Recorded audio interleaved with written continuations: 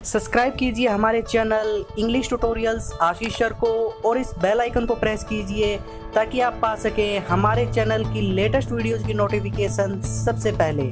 Hello students, I am Hemlata Sharma. आपका स्वागत है आपके अपने चैनल इंग्लिश ट्यूटोरियल आशीष सर पे। आज का अपना करंट अफेयर्स का सेशन स्टार्ट करते हैं। First question is, Jammu Kashmir का कौन सा जिला आतंकी मुक्त घोषित किया है?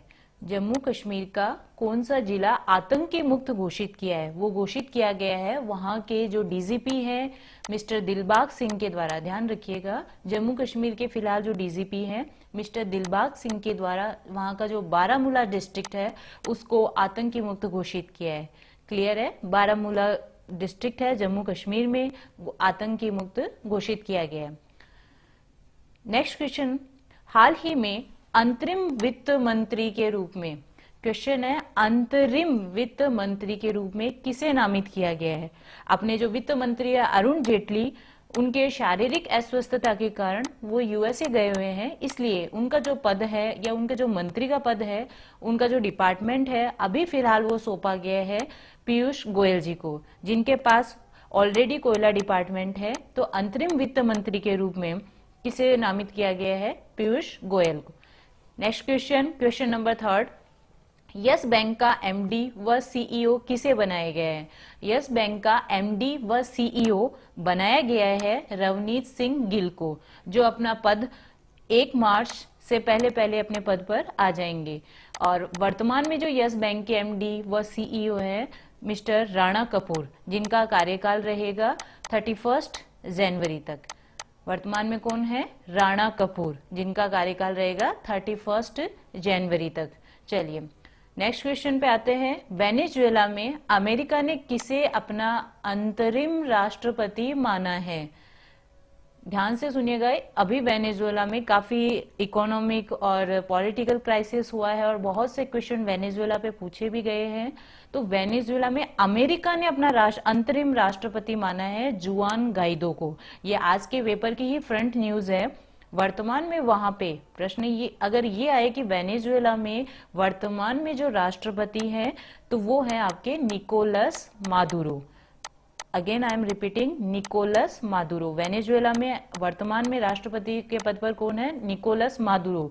लेकिन कल ही जो विपक्षी पक्ष के नेता हैं, विपक्षी दल के जो नेता है जुआन गाइडो, उन्होंने विद्रोह करके अपने आप को राष्ट्रपति घोषित कर दिया है और अमेरिका के द्वारा उस चीज को फेवर किया गया है। इसलिए जो वेनेजुएला के जो राष्ट्रपति है वर्तमान निकोलस मादुरो, उन्होंने अमेरिकन जो राजनयिक है उनको 72 घंटे के अंदर अंदर 72 आवर्स के अंदर अंदर देश को छोड़ने की सलाह दी गई है। और वर्तमान में वेनेजुएला की अगर अपन राजधानी की बात करें तो वो है काराकस। ये अभी फिलहाल रिसेंट के जो एग्जाम हुए थे उसमें पूछी भी गई थी कि वेनेजुएला की जो कैपिटल है वो क्या है? काराकस।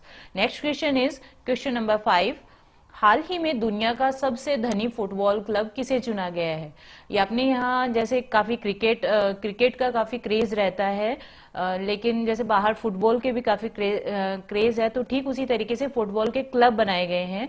तो यहाँ पे अभी फिलहाल जो सबसे फर्स्ट नंबर पे रिचेस्ट जो फुटबॉल क्लब है उसमें फर्स्ट रैंक पर आया है अपना रियल मैड्रिड, सेकंड पे अपना आया है बार्सिलोना।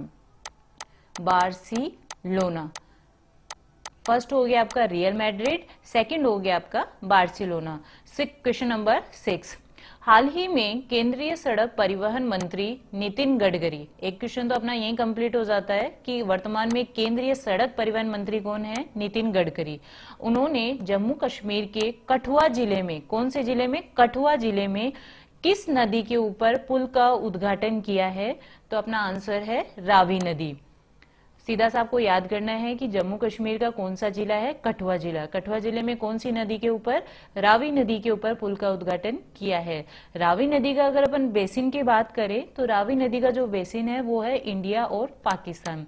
बेसिन क्या होता है, क्योंकि जिनके जियोग्राफी बैकग्राउंड नहीं है वो समझ नहीं पाते कि बेसिन क्या है। बेसिन मीन्स जैसे अपन अगर सिंपल फॉर्मेट में समझे कि घर में वॉश बेसिन होता है, तो जब नल चलती है तो उसका पानी उस बेसिन तक ही रहता है, जहां जहां तक उसका पानी जाता है तो वो एटलीस्ट बेसिन में ही रहता है।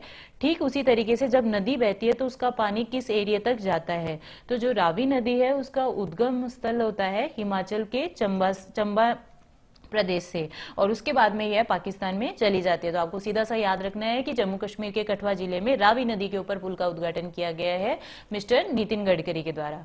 नेक्स्ट क्वेश्चन इज मॉरिशस के पीएम का क्या नाम है? मॉरिशस, अभी ये क्वेश्चन भी काफी फेमस रहा है और काफी क्वेश्चन पूछा भी गया है, क्योंकि जो 11वां हिंदी सम्मेलन हुआ था वो भी मॉरिशस में।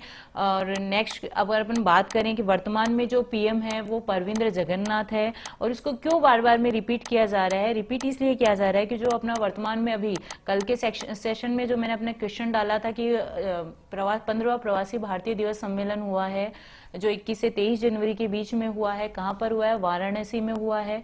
तो वहां पे इनको as a guest, chief guest के रूप में इनवाइट किया गया था परविंदर जगन्नाथ को, और आज ही इन्होंने कुंभ में अपने जो कुंभ का दर्शन किए हैं। चलिए नेक्स्ट क्वेश्चन की बात करते हैं।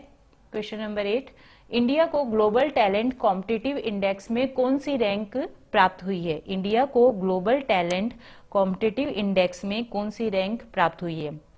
ये रैंक कौन देता है? ये रैंक दी गई है दावोस। 22 जनवरी 2019 में दावोस में एक मीटिंग हुई थी, एनुअल मीटिंग हुई थी। उसमें वर्ल्ड इकोनॉमिक फोरम के द्वारा भारत को 80 नंबर वाली रैंक प्राप्त हुई है। तो सीधा से याद रखना है, टैलेंट में अपन को कौन सी रैंक प्राप्त हुई है? 80वीं। और किसके द्वारा दी गई है? ग्लोबल टैलेंट कॉम्पिटिटिव इंडेक्स में प्राप्त हुई है। क्वेश्चन नंबर 9, राष्ट्रीय बालिका दिवस 2019 की थीम क्या है? तो अपन ने कल क्वेश्चन किया भी था कि राष्ट्रीय बालिका दिवस कब मनाया जाता है? राष्ट्रीय बालिका दिवस मनाया जाता है 24 जनवरी को। और अब इस बार वाले जो राष्ट्रीय बालिका दिवस है उसकी थीम रखी गई थी empowering girls for a brighter tomorrow. अगर हमें हमारा जो भविष्य है उसको ब्राइटर करना है, उज्जवल करना है, तो हमें गर्ल्स को पूरे पावर देने होंगे, उनको सशक्तिकरण करना होगा हर सेक्टर में। Next question is question number 10, Microsoft India ने हथकरघा बुनकरों के लिए एक नया ई कॉमर्स प्लेटफॉर्म लॉन्च किया है। किसने किया है? माइक्रोसॉफ्ट इंडिया ने। अब बहुत ही एक अच्छा, मैं कहूंगी बहुत ही एक अच्छा इनिशिएटिव लिया है, क्योंकि हमारे जो हथकरघा बुनकर हैं वो इतनी मेहनत करके जो भी प्रोडक्ट बनाते हैं वो मार्केट तक पहुंच ही नहीं पाते हैं, और अगर पहुंचते भी तो उनकी मेहनत के अकॉर्डिंग, उनकी लेबर के अकॉर्डिंग उन्हें वो प्राइस नहीं मिल पाती है। इसलिए माइक्रोसॉफ्ट इंडिया ने ये पहल की है और उनके लिए एक ऐसा ई कॉमर्स प्लेटफॉर्म लॉन्च किया है। उस प्लेटफॉर्म का नाम है reweave.in। और ये जो reweave.in है ये स्पेशली हैंडलूम जो व्यूअर्स है उनके लिए है, ताकि जो आर्टिसन है और ऑनलाइन बायर्स है उनके बीच में जो फिलहाल गैप है उसको कम किया जा सके। चलिए आज के सेशन कंप्लीट हुआ। आई होप आपको ये एक एक क्वेश्चन बहुत ही बारीकी से समझ में आया होगा। धन्यवाद।